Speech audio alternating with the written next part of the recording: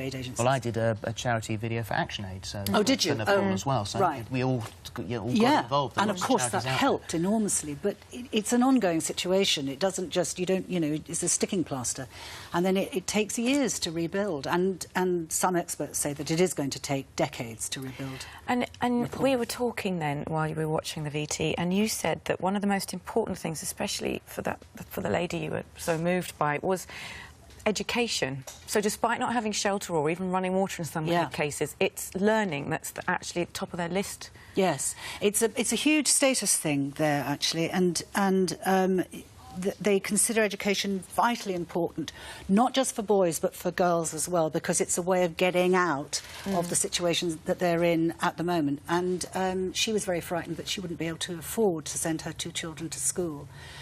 And I said, what do you want them to be? And she said, doctors. Yeah. You know, and it's heartbreaking. We take so much for granted. And you feel powerless when you're there as well.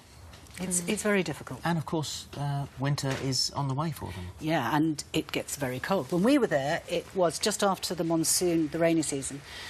And, you know, that brings its own problems. But it was still very hot. Foothill of the Himalayas, it's freezing cold. So the charity is there to bring blankets and provisions, but some of these places are difficult to get to. The roads were pretty tricky before the earthquake, but now they're impassable, and you can't get there. So they've had to have representatives walking with donkeys for days on end just to bring some aid provision. Yeah. Well, hopefully that once again shines a little bit of a spotlight on that particular part of the world. The charity helplines, the donation lines are all still open. You can still donate to the Nepal Appeal. If you would like to, then please visit our website, itv.com/This Morning. Still to come, Keith Lemon. Thank you, Amanda. Keith Lemon is celebrating 30 years of Back to the Future at 11:30.